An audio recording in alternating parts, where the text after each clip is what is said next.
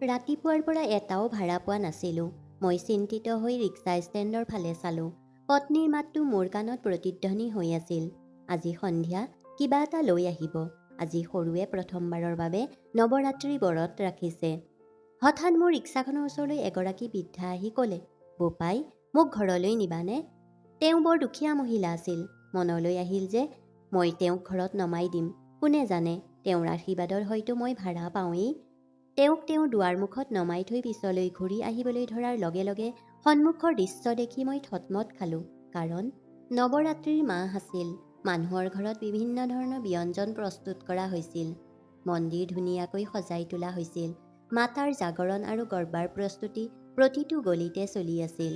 কিন্তু আনফালে আমাৰ দৰে দুখীয়া মানুহ আছিল, যিসকলে এই শুভ সময়ত সকলো বস্তুৱেই মূল্যবৃদ্ধি হৈ পৰাত অশান্তি পাইছিল। এয়া গাখীৰ হওক, ফল মূল হওক বা প্ৰসাদৰ সামগ্ৰীয়ে হওক। ৰাতিপুৱাৰ পৰা মোৰ মনটো বৰ গধুৰ হৈ পৰিছিল। কামবোৰ প্ৰায় বন্ধ হৈ পৰিছিল আৰু তাৰ ওপৰত মোৰ ৰিক্সাখনো অলপ বেয়া হৈ আছিল, যিখন মেৰামতিৰ প্ৰয়োজন হৈছিল। ৰিক্সাখনৰ অৱস্থা দেখি মানুহে বহিবলৈ সংকোচ কৰিছিল। এতিয়া মই ভাবি আছিলোঁ যে ঘৰৰ খৰচ চম্ভালিম নে ৰিক্সাখনৰ মেৰামতি কৰিম। এটাহে কাম কৰিব পাৰিম। ৰাতিপুৱা পত্নীয়ে চাহৰ লগত আগদিনা ৰাতিৰ ৰুটি দি লাহেকৈ ক'লে, সন্ধিয়া কিবা এটা আনিব। আজি সৰুৰ প্ৰথম ব্ৰত। মোৰ হাত দুখন তাতেই ৰৈ গ'ল। মই আচৰিত আৰু অভিযোগ কৰা চকুৰে তাইৰ ফালে চালোঁ। তাই মোৰ অৱস্থা জানিছিল, তথাপিও তাই ছোৱালীজনীক বাধা দিয়া নাছিল। তাইৰ পক্ষত থিয় হৈ তাই ক'লে, সৰুৰ দেউতাক। মই তাইক বহুত বুজাইছিলোঁ, কিন্তু তাই জেদী হৈ পৰিল। তাই ক'লে যে পূজাত সকলো ছোৱালীয়ে নতুন খাৰু আৰু কাপোৰ পিন্ধিব, মোকো লাগিব। মোৰ অন্তৰে কান্দিবলৈ ধৰিলে। দীঘলকৈ উশাহ এটা ল'লোঁ। হয়তো মোৰ ছোৱালীৰ ভাগ্যত মা দুৰ্গাই উপায় বিচাৰি দিব। গোটেই দিনটো বজাৰতে কটালোঁ আৰু স্থানীয় অঞ্চলত ইফালে সিফালে ঘূৰি ফুৰিলোঁ। কিছুমান যাত্ৰী বা সৰু কাম এটাও বিচাৰি নাপালোঁ। অৱশেষত ৰাস্তাৰ দাঁতিত ৰিক্সাখনৰ ওচৰত বহি পৰিলোঁ। মোৰ চাৰিওফালে আনৰ ধুনীয়াকৈ সজাই তোলা ৰিক্সাবোৰ থিয় হৈ আছিল। আগতে মোৰ অৱস্থা এনেকুৱা নাছিল। আগতে মই কাপোৰৰ দোকান এখনত কাম কৰিছিলোঁ। উপাৰ্জন বেছি নাছিল যদিও জীয়াই থকাটো সহজ আছিল। কিন্তু যেতিয়া কৰোণাই আক্ৰমণ কৰিলে, তেতিয়া দোকান বন্ধ হৈ মই নিবনুৱা হৈ পৰিলোঁ। লাহে লাহে ঘৰৰ সকলো সামগ্ৰী বিক্ৰী হৈ গ'ল। পত্নীয়ে মনে মনে সকলো সহ্য কৰিলে। কেতিয়াও অভিযোগ কৰা নাছিল, কাৰো ওচৰত হাত আগবঢ়োৱা নাছিল। ভগৱানে আমাক মাত্ৰ এটা সন্তান দিছিল, মোৰ সৰুজনী, এতিয়া 10 বছৰীয়া। যেতিয়া কৰোণাৰ পৰিস্থিতি উন্নত হ'ল আৰু কৰোণাৰ শেষ হ'ল, তেতিয়া পত্নীয়ে মোৰ হাতত বিয়াৰ গহনাখিনি দি ক'লে, হেৰি, বিক্ৰী কৰি ৰিক্সা এখন লওক, অন্তত ঘৰতে ৰুটি আৰু দালি ৰান্ধিব পাৰিম। কৃতজ্ঞ চকুৰে পত্নীলৈ চাই গহনা লৈ বজাৰলৈ ওলাই আহিলোঁ। যিমানখিনি টকা পাইছোঁ, নতুন ৰিক্সা এখন কিনিব নোৱাৰিলোঁ, কিন্তু কামৰ বাবে উপযোগী পুৰণি ৰিক্সা এখন নিশ্চয়কৈ কিনিব পাৰিলোঁ। যোৱা 1.5 বছৰ ধৰি অবিৰতভাৱে ৰিক্সা চলাই আহিছোঁ, কিন্তু খৰচ পূৰণ কৰিব নোৱাৰি মোৰ ছোৱালীক ব্যক্তিগত বিদ্যালয়ৰ পৰা উলিয়াই আনি চৰকাৰী বিদ্যালয়ত ভৰ্তি কৰাইছোঁ। আজি বতৰটোও বৰ গৰম আছিল। মই মোৰ ছিটত মূৰটো ধৰি বহি থাকোঁতে কাষৰ ৰিক্সা চালকজনৰ চোকা মাতটো শুনিলোঁ, যা মা, সময় নষ্ট নকৰিবি, ব্যৱসায়ৰ সময়। যেতিয়া তোমাৰ হাতত টকা নাথাকে, তেতিয়া ৰিক্সা টানি থকা মানুহবোৰক সুধিবলৈ কি প্ৰয়োজন, খোজকাঢ়ি কিয় নাযায়? তেওঁ আন কাৰোবাক কৈছিল যদিও হৃদয়খন দুখী হৈ পৰিল। অৱশ্যে পুৱাৰে পৰা ৰমেশে ইতিমধ্যে 12 জন যাত্ৰী লাভ কৰিছিল। তেনেতে বুঢ়ী এগৰাকীয়ে মোৰ ওচৰলৈ আহি ক'লে, বোপাই, মোক ঘৰলৈ লৈ যাবানে? মই সেই মহিলাগৰাকীলৈ ভালকৈ চালোঁ। হয়তো তাই ভিক্ষা কৰি ঘৰলৈ উভতি আহিছিল। ভৰিত চিঙা চেণ্ডেল, হাতত ফটা বেগ, কাপোৰবোৰ বিভিন্ন ঠাইত হাতেৰে চিলাই, মুখত অভাৱৰ গভীৰ ৰেখা। মোৰ মালৈ বৰকৈ মনত পৰিল। যোৱা বছৰ তেওঁ শেষ নিশ্বাস ত্যাগ কৰে। মাকো একেদৰেই দুৰ্বল আৰু দুখী যেন লাগিছিল। মোৰ পত্নীয়ে তেওঁৰ সম্পূৰ্ণ যত্ন লৈছিল। কাপোৰবোৰ হয়তো পুৰণি আছিল, কিন্তু পৰিষ্কাৰ আছিল। ময়ো মাৰ সেৱা কৰিবলৈ যৎপৰোনাস্তি চেষ্টা কৰিছিলোঁ, কিন্তু মোৰ আৰ্থিক অৱস্থা দেখি তেওঁ প্ৰায়ে চিন্তিত হৈয়েই থাকিল। লগে লগে এই বৃদ্ধগৰাকীক তেওঁৰ ঘৰত লৈ যোৱাৰ সিদ্ধান্ত ল'লোঁ।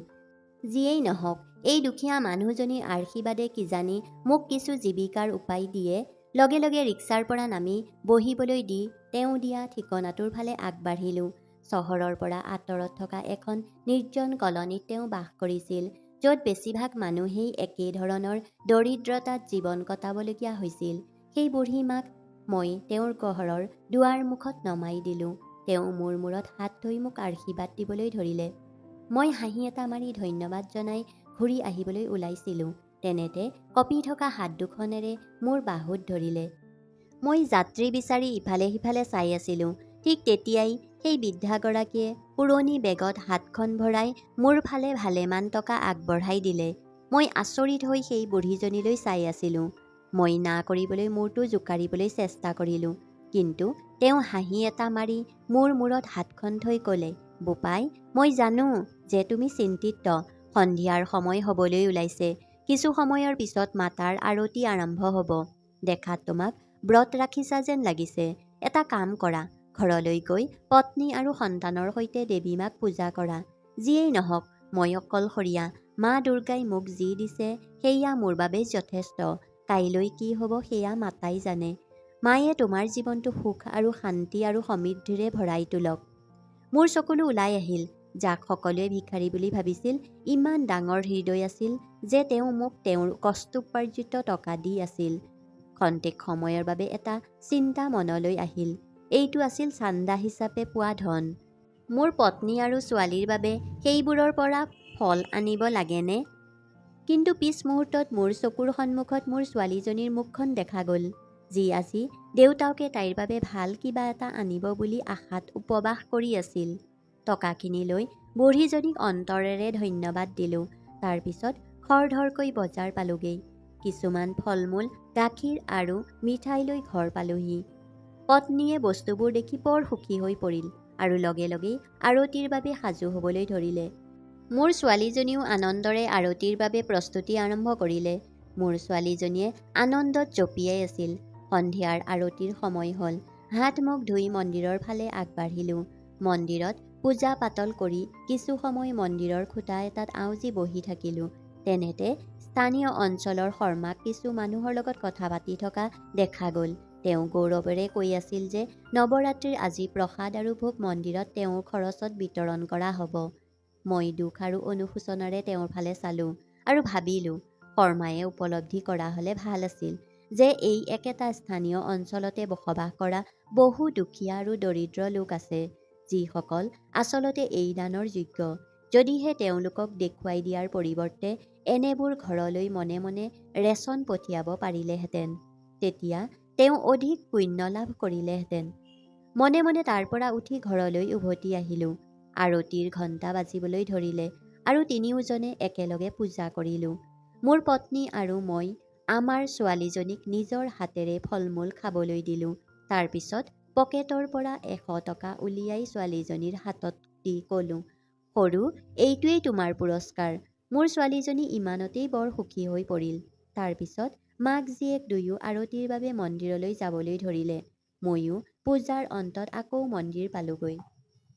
তাত থকা সকলোৱে শৰ্মাক প্ৰশংসা কৰি আছিল যে প্ৰসাদ তেওঁৰ ঘৰৰ পৰাই আহিছে। শৰ্মাই হাত জোৰ কৰি সকলোকে ধন্যবাদ জনাই আছিল। তেনেতে মোৰ চকু দুটামান ল'ৰা-ছোৱালীৰ ওপৰত পৰিল, যিয়ে বাকী থকা প্ৰসাদখিনি প্লেটত পেলাই দি আছিল। ভগৱানৰ প্ৰসাদক এনে অপমান দেখি মোৰ মনটো বেয়া লাগিল। কিন্তু যিকোনো কথা কোৱাটো নিজৰ ওপৰত বিপদ আমন্ত্ৰণ জনোৱাৰ দৰে হ'ব। মোৰ বাবে সেই বৃদ্ধাগৰাকী দেৱীতকৈ কম নাছিল, যিয়ে মোক সেইদিনা সহায় কৰিছিল। এনেকৈয়ে কেইদিনমান পাৰ হৈ গ'ল।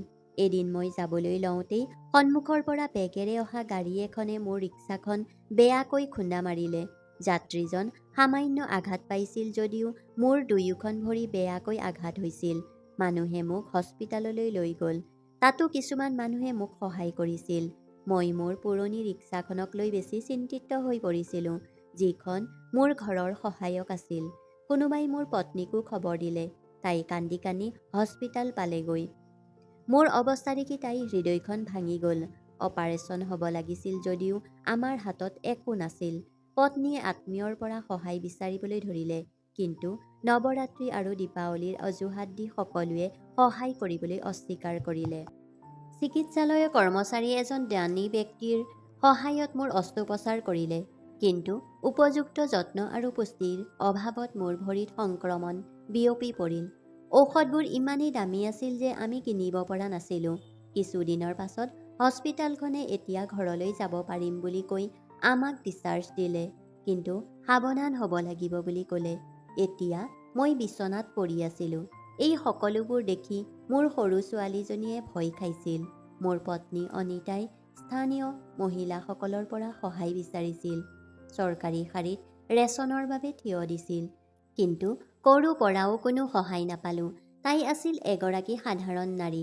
তাই নাজানিছিল মানুহৰ চতুৰালি।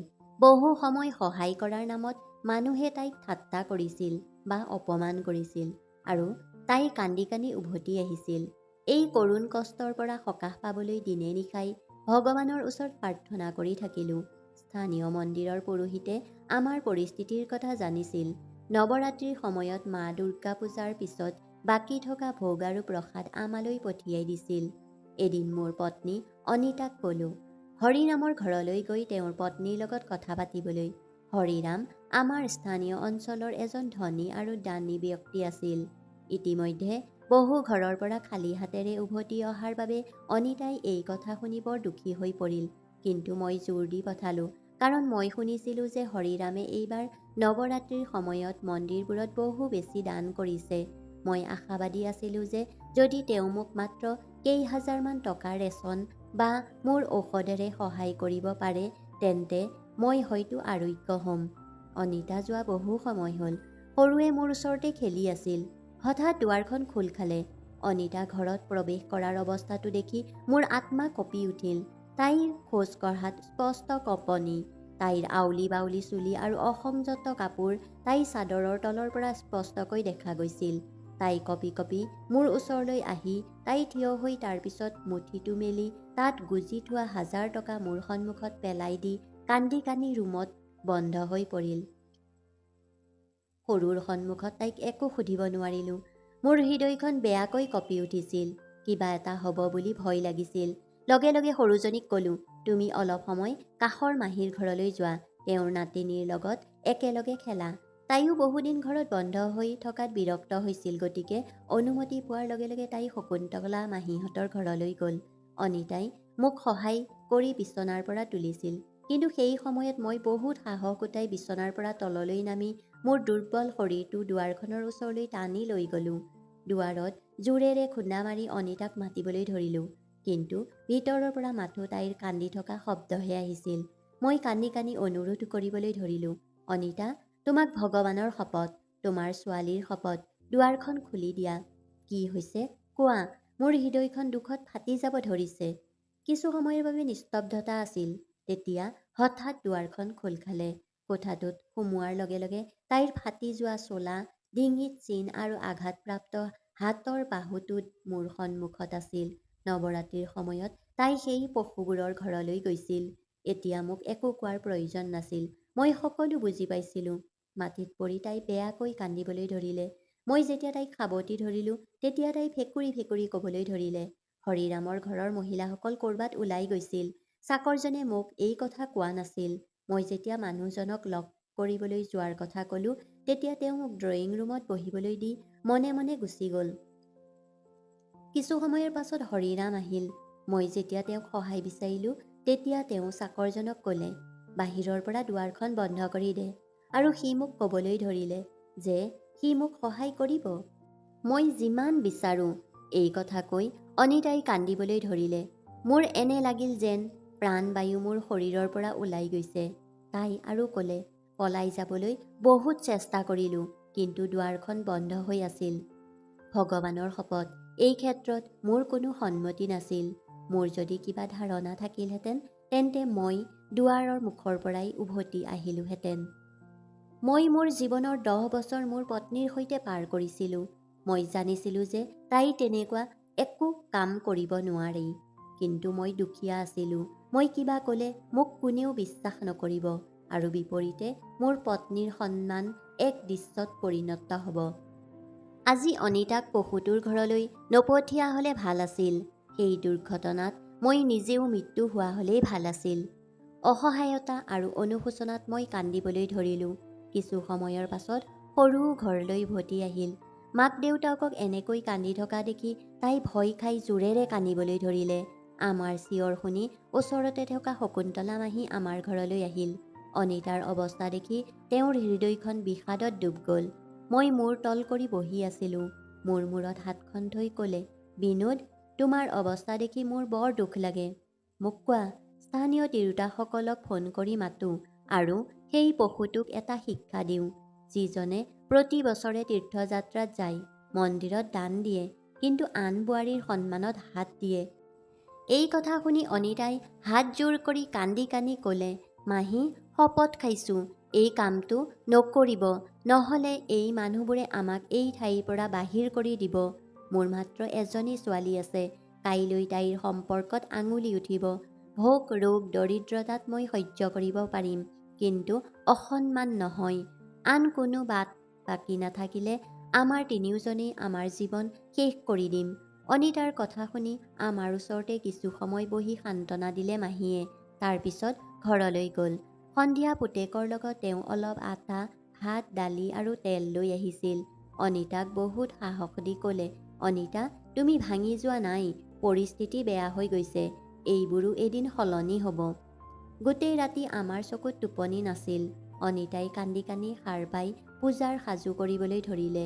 এতিয়া তাই ৰাতিপুৱাৰ আৰতিৰ আগতেই পাকঘৰত চৌকা জ্বলাই আছিল। সৰু শুই আছিল আৰু মই মূৰ্তিৰ দৰে বিচনাত মনে মনে বহি আছিলোঁ। অনিতাই মোৰ বাবে চাহ বনাই আহি মোৰ ওচৰতে বহি ক'লে, বিনোদ, এই চাহ খাওক।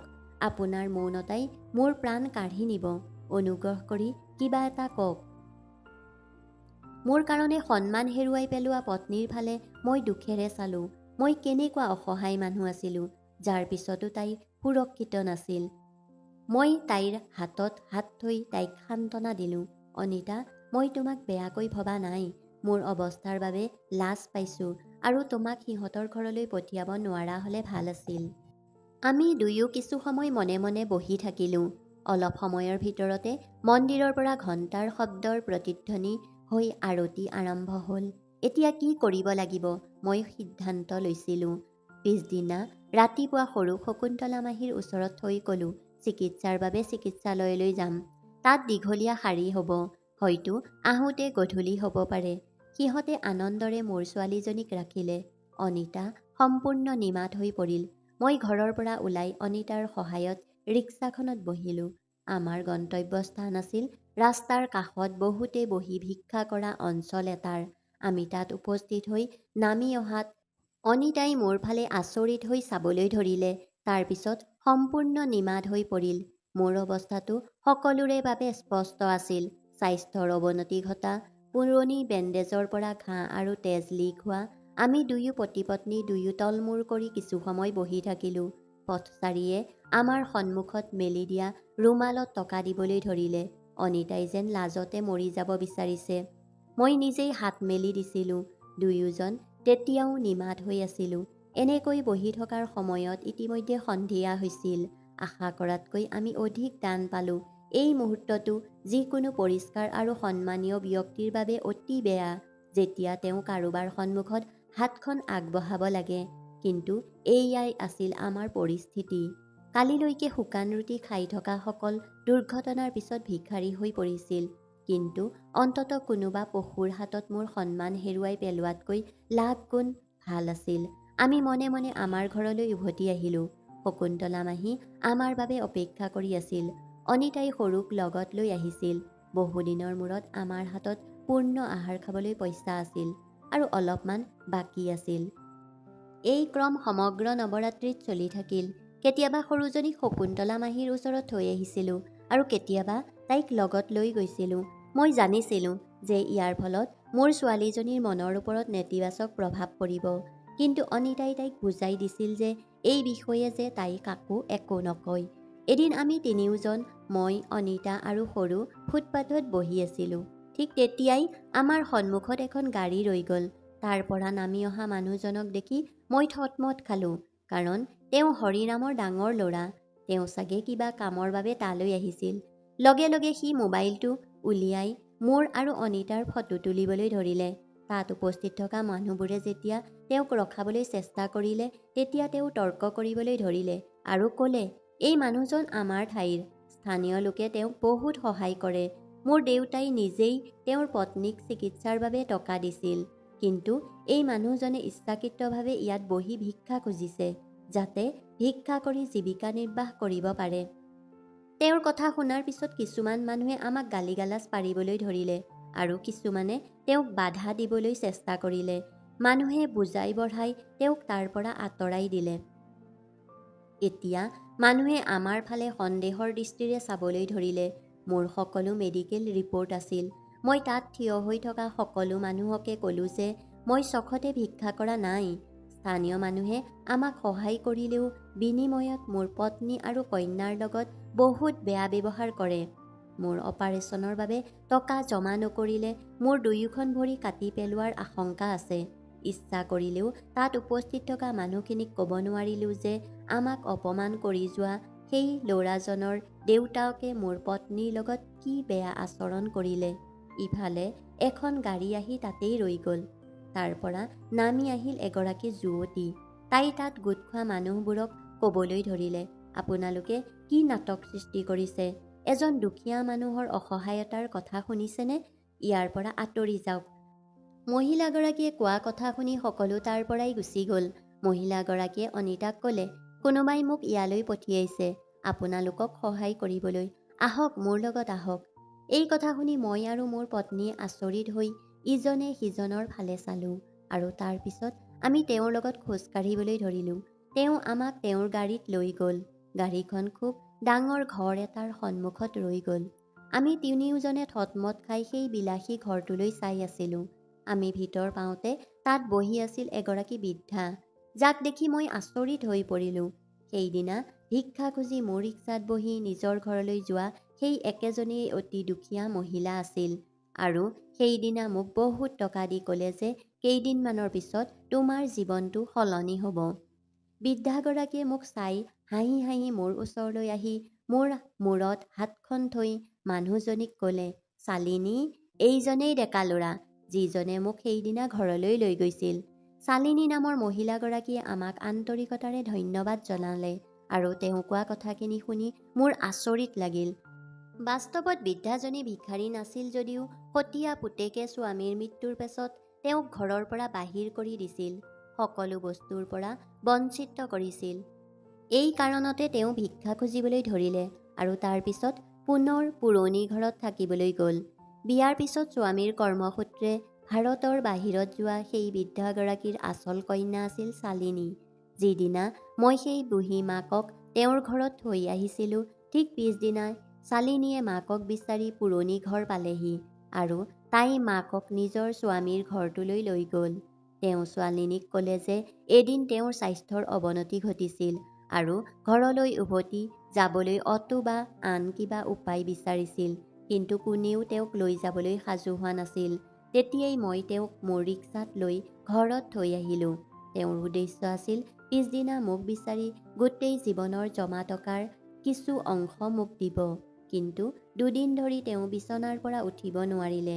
তৃতীয় দিনা মন্দিৰৰ ওচৰ পাওঁতে তেওঁ গম পালে যে বিনোদৰ বেয়া দুৰ্ঘটনাৰ এটা সন্মুখীন হৈছে আৰু এতিয়া সি নিজৰ ঘৰৰে বিচনাত পৰি আছে।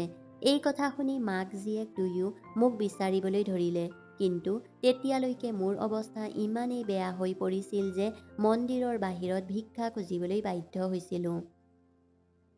একে সময়তে হৰিৰামৰ ল'ৰাটোৱে মোৰ আৰু মোৰ পত্নীৰ ফটো ছ'চিয়েল মিডিয়াত পোষ্ট কৰিছিল আৰু লগতে লিখিছিল যে এই মানুহজনে ইচ্ছাকৃতভাৱে ছদ্মবেশ ধৰিছে, বৰঞ্চ মানুহৰ আৱেগৰ সুবিধা লৈ ভিক্ষা খুজিছে।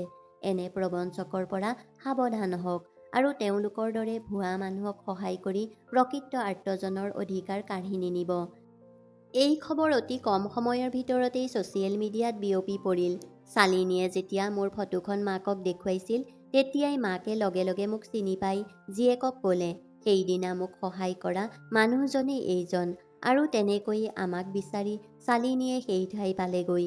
মই মোৰ কামত কেতিয়াও কল্পনা কৰা নাছিলোঁ যে এগৰাকী বৃদ্ধাক অলপ সহায় কৰিলেই ইমান ডাঙৰ পুৰস্কাৰ পাম। শালিনী এগৰাকী সমাজকৰ্মী আছিল আৰু তাই এটা ডাঙৰ সংগঠন চলাইছিল, যাৰ জৰিয়তে তাই শ শ আৰ্তজনৰ পৰিয়ালৰ যত্ন লৈছিল। প্ৰয়াত দেউতাকৰ শেষ ইচ্ছা পূৰণৰ বাবেই তাই এই সকলোবোৰ কৰি আছিল। শালিনীয়ে মোক উৎকৃষ্ট চিকিৎসা কৰি 2 মাহৰ ভিতৰতেই ভৰিৰ ওপৰত থিয় হ'বলৈ সক্ষম কৰিলে। ভাল দিনত মেট্ৰিকলৈকে পঢ়িছিলোঁ। মোৰ স্বাস্থ্য সুস্থ হৈ উঠাত শালিনীয়ে মোক নিজৰ সংগঠনত সমাজকৰ্মী হিচাপে নিযুক্তি দিলে। মোৰ পত্নীয়েও শালিনীহঁতৰ ঘৰত চাকৰি এটা লৈছিল আৰু এতিয়া তাই বৃদ্ধা মাকক চোৱা-চিতা কৰি আছিল, যাৰ নাম লীলাৱতী। যেতিয়াই শালিনীৰ লগত আৰ্তজনক বিচাৰি আৰু সহায় কৰিবলৈ যাওঁ, তেতিয়াই মোৰ ভিতৰৰ পৰা আধ্যাত্মিক শান্তি অনুভৱ কৰোঁ, যাক মই শব্দৰে প্ৰকাশ কৰিব নোৱাৰোঁ। ভগৱানে ধন সম্পত্তি দিয়া সেই লোকসকলে যদি আৰ্তজনৰ যত্ন ল'বলৈ আৰম্ভ কৰে, তেন্তে কোনেও ভোকত শুব নালাগে। কোনো দুখীয়া আৰু অসহায় ব্যক্তিয়ে নিজৰ অসহায়তাৰ বাবে নিজকে হত্যা কৰিব নালাগে। বেয়া সময়বোৰ এনেকুৱাই এটা পৰীক্ষা যে শ্ৰেষ্ঠ মানুহকো প্ৰণাম কৰিবলৈ বাধ্য কৰে। 5 বছৰ এনেকৈয়ে পাৰ হৈ গ'ল। মোৰ ছোৱালীজনীৰ বয়স এতিয়া 12 বছৰ আৰু তাই এখন উৎকৃষ্ট স্কুলত পঢ়ি আছিল। এদিন আমি খবৰ পালোঁ যে কিছুমান ল'ৰা-ছোৱালীয়ে এজন বুঢ়া মানুহক পানী যোৱা নলাত পেলাই দিছে। স্থানীয় লোকে আমাৰ সংগঠনৰ নম্বৰ বিচাৰি পাই আমাক ফোন কৰিলে। সহকৰ্মী দুজনৰ সৈতে এম্বুলেন্সত সেই ঠাই পালোগৈ। নলাৰ পৰা যেতিয়া অসুস্থ আৰু অচেতন বুঢ়াজনক আমি দাঙি আনিলোঁ, তেতিয়া মোৰ গাৰ নোম শিয়ৰি উঠিল। তেওঁ আন কোনো নহয়, আমাৰ অঞ্চলৰ সেই একেজন নিষ্ঠুৰ ব্যক্তি হৰিৰাম, যাক সকলোৱে দানী আৰু ধাৰ্মিক বুলি কৈছিল। ঈশ্বৰৰ ন্যায় তৰাজুৱে নিজৰ ৰায় দিছিল। হৰিৰামে মোক আৰু মোৰ পত্নীৰ লগত এই পৃথিৱীৰ ইমানবোৰ অসহায় মানুহক অত্যাচাৰ কৰাৰ পৰিণাম ইতিমধ্যে পাইছিল। চকুলো টুকি উঠিলোঁ। মই এজন দুখীয়া আৰু অসহায় মানুহ আছিলোঁ, প্ৰতিশোধ ল'ব নোৱাৰিলোঁ, কিন্তু ঈশ্বৰৰ আদালতত ন্যায় হ'ল। এই কাহিনীটোৱেই শিকায় যে যিকোনো সময়ত কাৰোবাক সহায় কৰিবলৈ লাজ নকৰিব, কাৰণ সামান্য সহায়েও কেতিয়াবা বিশাল ফল দিব পাৰে। যিসকলে আনৰ অত্যাচাৰ কৰে, তেওঁলোকে নিশ্চিতভাৱে ঈশ্বৰৰ আদালতত ন্যায় পায়, দেৰি হ'লেও।